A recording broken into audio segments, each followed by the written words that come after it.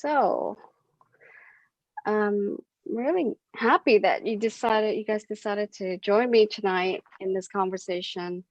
Um, I was really impressed, Lucas, with your passion and your tenacity um, and your insights, frankly, about the Democratic Party and this election. And I saw that you were commenting prolifically on some of my other live streams with some other people.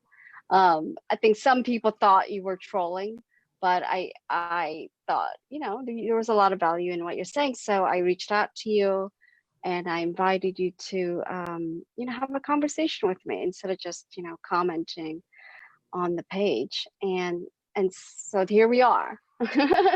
Thanks for joining, Lucas. You want to say hello and kind of say a little bit about who you are? Yeah, so I think that trolling isn't a terrible way to put it. It was good-hearted trolling, though, and it did come from a place of frustration with the Democratic Party and how the conversations, especially now that we have essentially chosen a candidate, focus around why we have to vote for Biden. And while I don't disagree, I support Biden, I am going to vote for him, there is a level of not feeling included in the conversation, especially with the Democratic Party. And I feel like Suhan also feels the same way about this, which is why I asked her to join me and be my emotional support. Yeah. Mm-hmm. Yeah. So, Lucas, you want to say a little bit about who you are? So I am Lucas Leon. I grew up on military bases overseas with my parents who taught for the Dodia education schools all around the world. I mainly lived in Italy until we moved to the United States. I am a recent college graduate from the University of Central Florida, and I majored in political science, which is kind of why I'm so interested in all these topics and why I spend so much time thinking and commenting on videos on the internet. And Suhan, you want to introduce yourself and say a little bit about your background? Hi, I'm Suhan. I live in Orlando. I'm also a recent graduate from UCF, for University of Central Florida. I actually met Lucas in class. We took space law together, but we would have a lot of conversations about this stuff during our times before and after class. So it's kind of cool. Thank you so much for the platform to be able to share our thoughts. Yeah, I'm really glad. What kind of name is Suhan? It's like a very beautiful, unusual name. I'm Puerto Rican. Okay. But I think, I'm not sure, maybe my parents thought that they made up my name, but I'm pretty sure that my name is has an Arabic or Indian background. Yeah, that's what I was gonna say. It sounded Indian to me. But you're Puerto Rican. Do you speak Spanish? Sí. Oh, yes. Wonderful. Great. And you're both in Orlando. You're in a battleground state, so very important that we figure out how to engage you guys. So the question on my mind is, how do we inspire people like you to really engage in this election and not just kind of hold your nose and vote for Biden, but be excited about it. Like, this is an opportunity.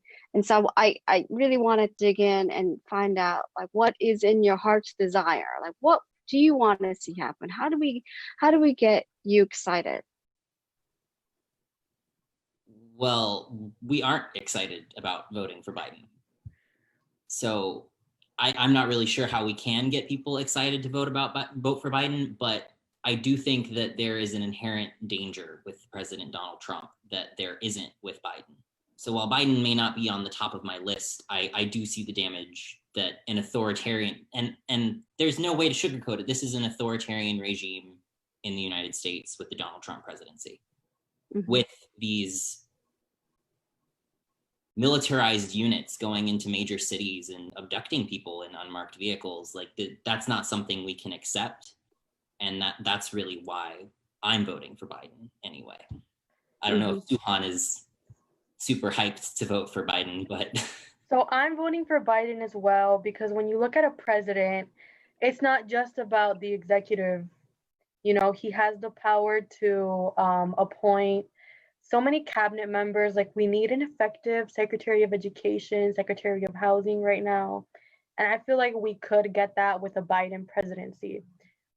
However, I'm not excited to vote for Biden because I feel like for a lot of younger people, Biden represents an old branch of the Democratic Party that is very elitist, and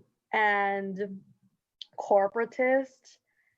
And I feel like as young progressives, we want to have the possibility of a brighter future.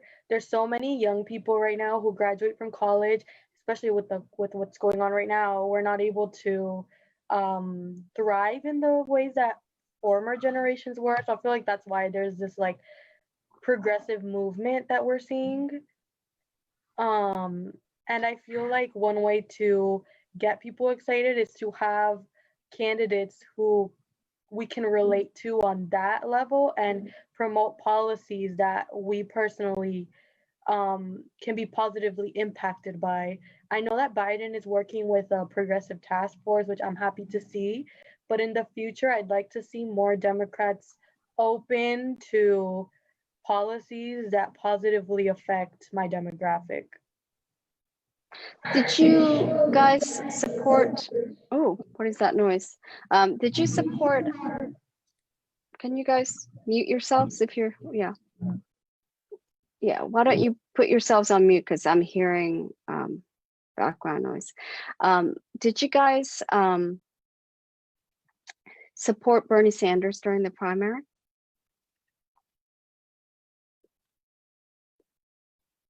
Or Warren? I don't know. Well, I said from the start, Bernie was my guy, but I said that whenever they got to Florida, I would pick either Bernie or Warren, whichever one had the delegate lead at that point, because both of them pretty much represented the change that I wanted to see in the Democratic Party. And by the time they got to Florida, it was Bernie. Mm-hmm. How about you, Suhan? I supported Bernie because I feel like a lot of the progressive policies that he has endorsed and has supported would positively affect poor people, young people, and I feel like that's a move forward. I don't feel like we should keep doing the same things that have brought us into this in the first place. So yeah, I did support Bernie.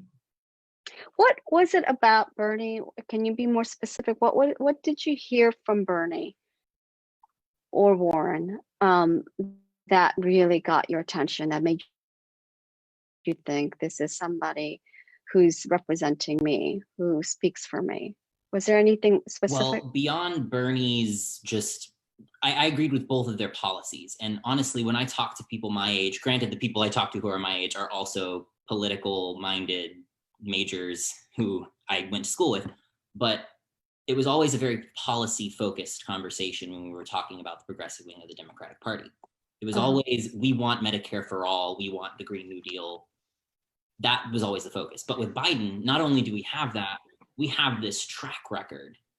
His political career is full of examples where he's stood up for minorities and voted on legislation that we agree with today. So whereas we see Biden as this boomer, we see Bernie as someone who has always had our best interests at hearts. We don't see that with Biden. Mm-hmm.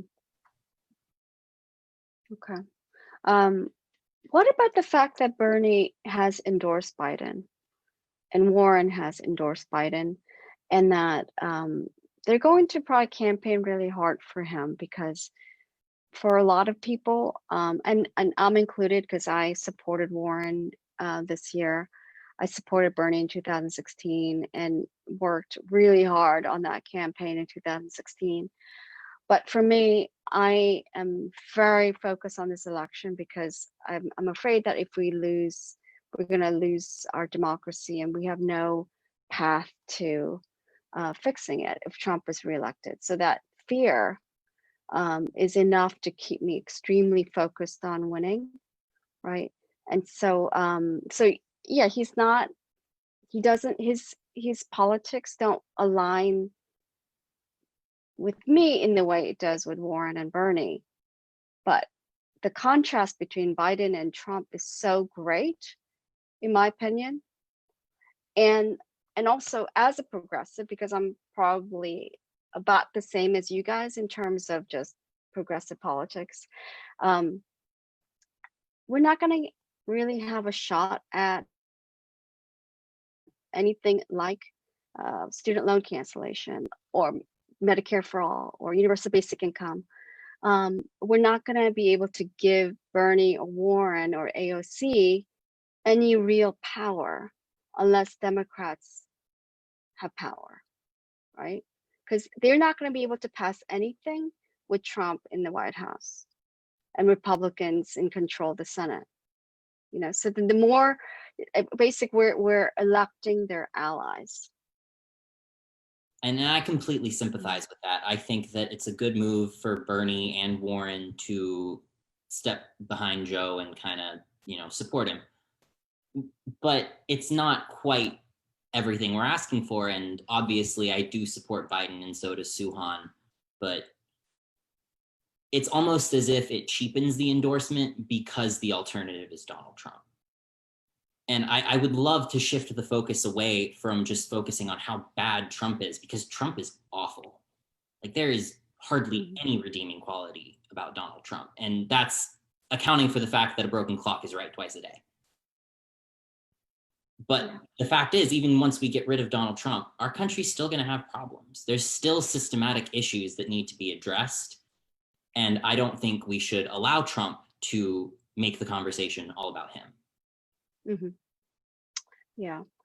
Yeah, I agree with you. And I guess this is my perspective though, is that to me, because Bernie ran in 2016, he did actually, to me, really did start a political revolution. I feel like things have changed dramatically since 2016 because of the movement behind Bernie Sanders and because he was given such a major national platform. Because before he announced, most people didn't know who he was. And they were not used to hearing words like political revolution. They weren't used to thinking and talking about Medicare for all. AOC would not have run if Bernie hadn't run. I mean, to me, there's been so much change since Bernie's campaign in 2016. And that I feel like, you know, we're doing much better than we did before, and that they're going to continue to gain more power and influence. AOC is probably one of the most popular politicians in our country right now, right? And she's going to have a bigger platform. But we got to have some victories. We got to have some wins. And we're not going to have any wins if Democrats don't take control over things like the Senate. And so that's where my enthusiasm comes from. It's like pure calculus. You know, I'm rooting for my progressives by making sure their allies gain more power. Yeah. We did want to talk about the progressives more and less about the Biden campaign, but more about how the Democratic Party is kind of alienating progressives, actually. Mm-hmm. And more recently, we have seen with the Biden campaign that he is showing a willingness to work with AOC and other, you know, progressive Democrats. But when you have a primary and you ask superdelegates, and this is an actual question that was asked of 93 superdelegates, and that was that if Mr. Sanders made it to the convention with not the majority but the plurality of delegates, that would not be only 9 of them said that would be reason enough for them to then support him as the candidate. So right from the bat, you have this pretty strong opposition, which gets reinforced by people like John Kerry, who say things like Bernie Sanders is going to take down the Democratic Party. Like, we aren't being embraced with open arms. We are being actively pushed away. And Yeah. I think that is something that I think that's a grave mistake on the part of the Democratic Party, because frankly, we might not be voting a lot now, but today's 20 to 30-year-olds 10 years from now are going to be 30 to 40-year-olds, and they will be voting, and we will outlive the boomers. Right. So Right. this is formative Right. for But see, us and for the party. yeah, so the way I see it though, because believe it or not, I sounded just like you 4 years ago. I mean, I had the same complaints you had. And the way I see it though, having lived through the Bernie or Bust movement, and I was in Philadelphia for the convention, I was part of the walkout of the convention. When I hear John Kerry say things like that, it means they are scared. Mainstream Democrats are scared of us. And that the way we win, the way we transform the Democratic Party is to just out organize, to raise money, to run for office, to have people who are genuinely progressive run for office and win. And that's happening. And it just happened. You saw that in the primary this year of progressives running for office against Democratic incumbents and winning. So I actually feel a lot more hopeful about the progressive movement now than I did back then. But we can't go anywhere, if we don't gain majority in the Senate, which is as important to me as winning the White House, because the Senate really has been strangling us, because we had majority in the House, but we still couldn't make progress because Mitch McConnell stopped us at every opportunity. So we've got to win back the Senate.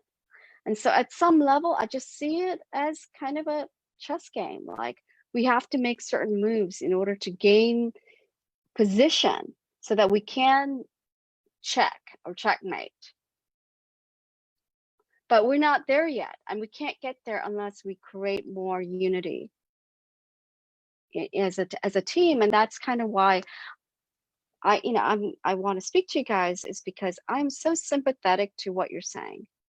And like I said, we're probably politically almost the same in terms of like the policies, but I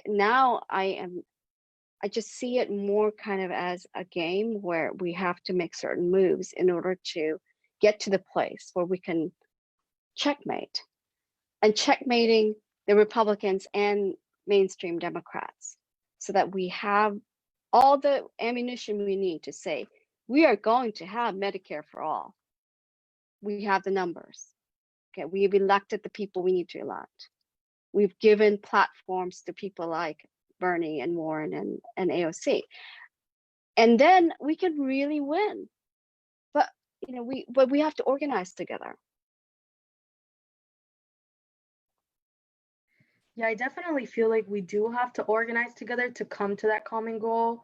It's really difficult when there are mainstream Democrats who really undermine the progressive movement.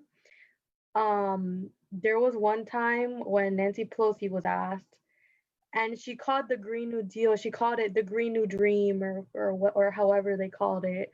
And then she said, oh, she was talking about the squad. She was like, they have their social whatever. And like she was referring to their Twitter following, their social media following, but like it's not whatever. It's a movement, it's a grassroots movement where young people are saying like we have enough of the corporate interests and the elitism in the party. We matter as well. It's not just about what the boomers want. We are the rising generation. I know that generations before us did sound like us.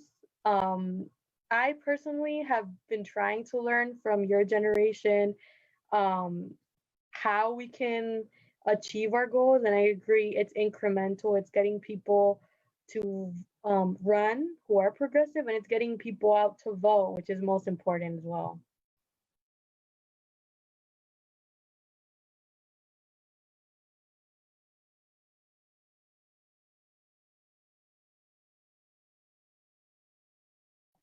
I think you're muted. Thank you. Sorry about that. So I guess what I'm saying is like, I think we have to come across as a voting bloc. If we don't vote or we don't vote consistently, then we just don't have power. They can say, I don't care because you're not voting, or you're not voting consistently. No. And I'm a naturalized citizen. I came from Korea, South Korea.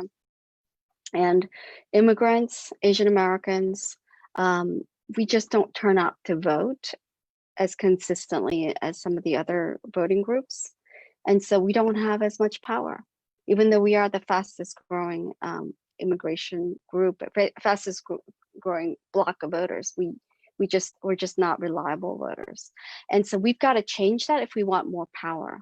So there's just a certain path to gaining more power that has to do with this regular engagement and organizing, getting our people. See, Suhan, if you can guarantee that you can get 100 people to vote, 100 people you know in your network, your friends, your family, right? In Orlando, do you know how much power that gives you? Right? Lucas, same thing with you. You get, if you can deliver 100 votes, okay, you could determine elections, especially at the local level, maybe even national, because Florida is going to come down to probably hundreds of votes. It's going to be a close election. Okay, so you guys, just the fact that you live in Florida, you can have enormous impact on this election. But if you check out and you're like, okay, we're not excited about this, you're not going to have the opportunity to gain that personal power. But if you organize right now and you have a list of names, like these are votes that I can deliver in this election, people are going to be bowing down to you because 100 votes in Florida could determine the outcome of this election. I don't think that it's our job as voters to necessarily deliver those votes, though. I think it's not your job. I'm saying it's not your job. It's an opportunity for you to have power. I agree that it is an opportunity to have power, and I agree that we need to get as much people to vote as possible. What I feel like Lucas and I have an issue with in the Democratic Party is that they treat progressive people like it's our, like we need, not like what, like you're like not what you're saying, but they say that we progressives need to turn out and vote. Like it doesn't matter what candidate they put out, we need, like it's our duty. And I mean, I agree that we should. I'm voting for Biden. However, from another standpoint, I feel like it's also the candidate's job to motivate voters to go out and vote for them. So I can get 100 people to vote, and like we can do that, but the candidate also has to do their part of like having enthusiasm around themselves. Trump was able to do it through right-wing populism, through that movement. Biden is kind of the same thing that we've been seeing for the last 30, 40 years. Not that I'm 30 or 40, but the trends that we've been seeing for the past 30 or 40 years, I feel like Bernie presented an alternative. AOC has presented an alternative. Elizabeth Warren has presented an alternative. Elizabeth Warren for some people was kind of like a happy medium.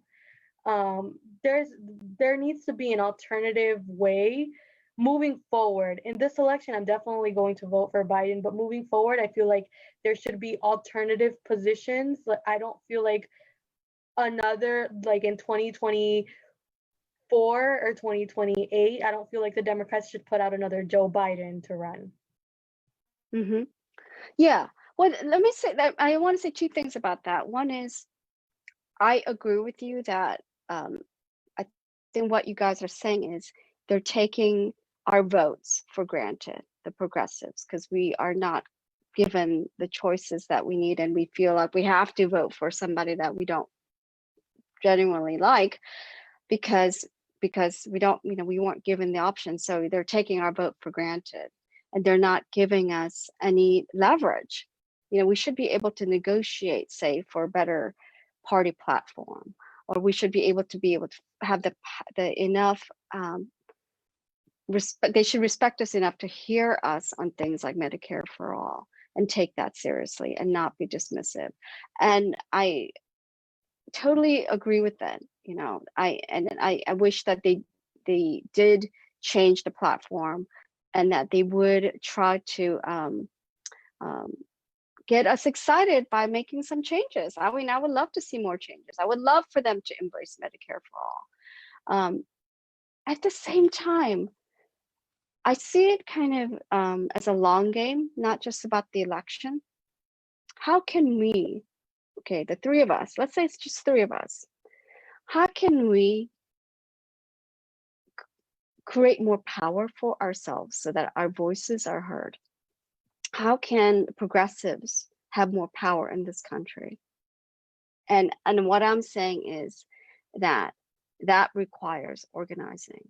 And Bernie's movement helped create a kind of infrastructure with social media assets, with people, ability to raise money, that has been really powerful. And we need to just keep building on it, because if we don't get frustrated, we just keep building on that infrastructure, and we get more people out to vote, and we work our butts off to get progressive candidates at the local level, at state level, at congressional level. We get our candidates to run and win, and we can, okay? That's how we gain real power. It's a numbers game. We just need more people to get engaged, organized, to run for office, and to represent us. Then we're going to start to see a real shift in power, because it's about power. We need to build more power. I think it's kind of hard, though, for us to compete just with grassroots organizing. And I think that it's exemplified in this primary election we just saw.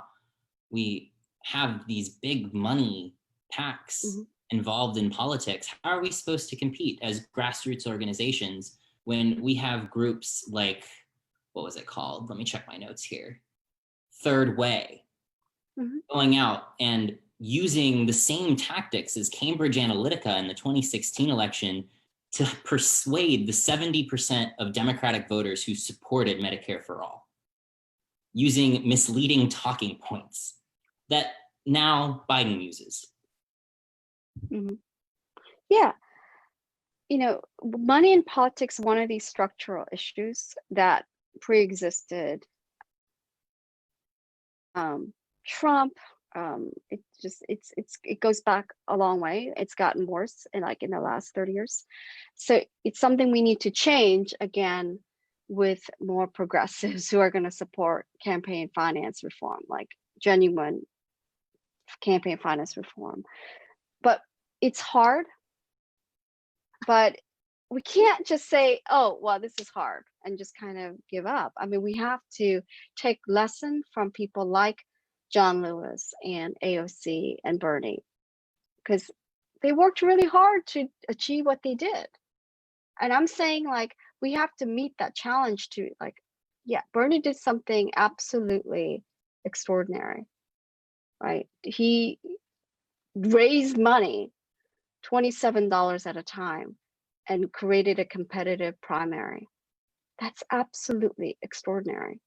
So we have to figure out how to use maybe some of the technology. And there's nothing to me that that's more powerful than people organizing people talking to people. You can have more impact on your friends and family than $100,000 spent by the Third Way. You working hard to win is going to inspire other people. So people talking to people is priceless. I know this. I've worked on a bunch of campaigns. You can win without big money. Not every single time, but there are enough examples of people, okay, who created competitive races on grassroots organizing. AOC, she didn't have money. She won her race because she won her primary. So I know that there are challenges. I'm not saying there aren't, and it's unfair that you guys have to face these challenges. I wish that we had a strong democracy, and our Democratic Party was more democratic. I wish for so many things. I wish things were different, but I'm saying we have to accept what it is and just organize our butts off and work so hard and get to the point where we have more power, because you guys have so much more power than you realize, is my lesson from years of organizing, that Well, each one of us has enormous power to turn out the vote. part of the way I think we should be flexing our power is calling out the big money donations and its impact within our own party. I don't think we should be too accepting of it. I want Biden to stand up and admit it. Honestly, maybe that'll change some people's minds, but it's something we need to call out when we see it, even when it's coming from within our own ranks, from people that we are going to support. Even Warren was taking PAC money. And I don't support that, but I support Warren more than I supported Biden. Yeah. Bernie supported. Bernie also took PAC money. I mean, there's so many PACs. Well, there's PACs that are, grassroots donation PACs, and then there's PACs that are large corporate donation PACs. And I think that there's definitely a distinction to be made between. Right, but what I'm saying is, right now, the way the system is that you're definitely helped by money, right? We can get to the point where we can just totally neutralize the role of money with new campaign finance laws, public funding of elections, for instance. And so there are ways to actually really fix this problem, not just like call out when there's like massive super PACs helping certain candidates. We can actually absolutely take money out of politics with new laws, okay? And I'm saying, in order to get there, we have to work together right now. And I agree. I don't like seeing big money. I don't like seeing super PACs determining who wins. But in order for us to really make a better democracy in this country, to make our party more democratic, we have to out organize everybody, progressives like us, and flex our muscles right now by organizing blocks of voters and getting people to vote. And so that's my challenge to you guys and to myself, is to not focus on personalities and not focus on, do I really like Biden? I mean, I don't really care. I don't, like, that's not where my head is. My head is in power, in organizing and amassing power so that we can elect the people that we genuinely like. But it's going to take some ramping up. But I know people who are like kingmakers. Like, people have to approve of them in order for their campaigns to be viable, and they are grassroots organizers. They did not do it through money, but they can deliver volunteers and they can deliver votes. So without their support, people can't run. I've seen this. I mean, I'm in Pittsburgh, Pennsylvania, and I can tell you organizers who have that kind of power just from organizing. No money at all. And you guys can do the same thing. Yeah, I think that's a big part of it. I definitely think that this election, the big picture is more important. And the big picture is that, especially with how we've seen him handle, especially right now, the coronavirus pandemic, that's not, and we know that this isn't going to be over the end of this year. So we need someone who's going to effectively lead us forward, someone who's effectively going to appoint judges and secretaries, cabinet members, who have good policy positions, not, hopefully, that are not inexperienced like the ones who are in power right now. that's what I would like to see. And I feel like the big picture is important. But I do Hmm. think that it's difficult as a progressive, because one of the reasons why, the biggest reason why we can't pass something similar to or Medicare for all or the Green New Deal is because of all of the money that gets funneled by the fossil fuel industry and the pharmaceutical industry. That's a big reason why a lot of those policy positions are labeled as unrealistic, because all of these big companies fund a lot of politicians, and their talking points then permeate the party. So Hmm. that's the problem that we have. Absolutely. No, it is a very, very serious problem, and I completely agree with you. That doesn't mean that we can't use grassroots power to counter that. We can educate people. Think about what happened with Trump's rally. Think about what went on TikTok to organize the shutdown, basically, of the rally. That didn't take any money. Think about what happened with Occupy Wall Street. That wasn't organized with big money. And so what I'm saying is, like, instead of focusing on things that upset you, and that is upsetting, pharmaceutical company like makes me crazy. But instead of focusing on things that are just wrong and upsetting, I think we have to take inspiration from people who defied that, okay, and won, or showing us a way out of this forest, because yeah, there are terrible things going on. It's like almost like we're in a burning house right now.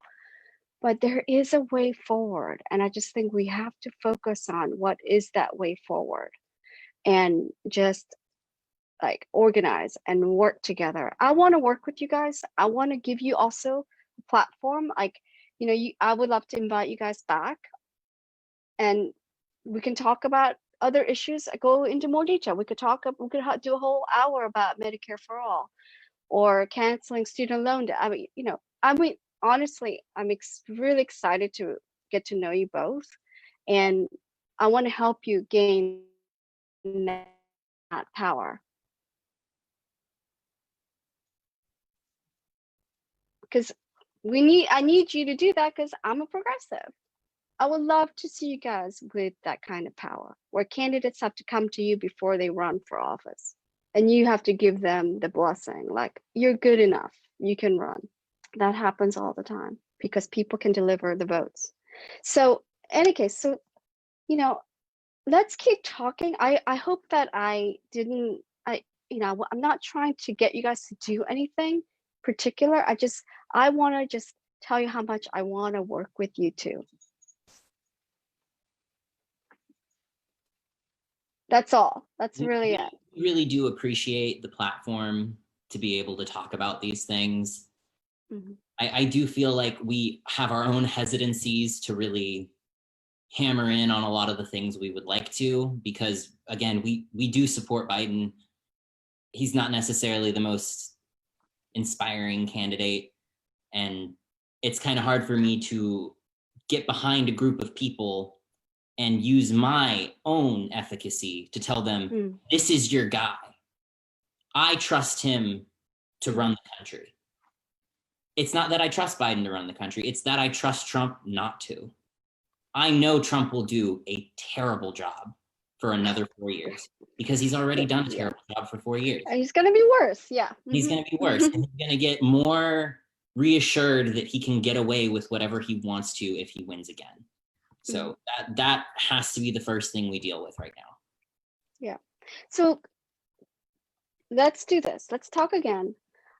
My main point tonight is that I really want to work with you too. I want to help you guys achieve your goals, and maybe figure out what your goal is for this election.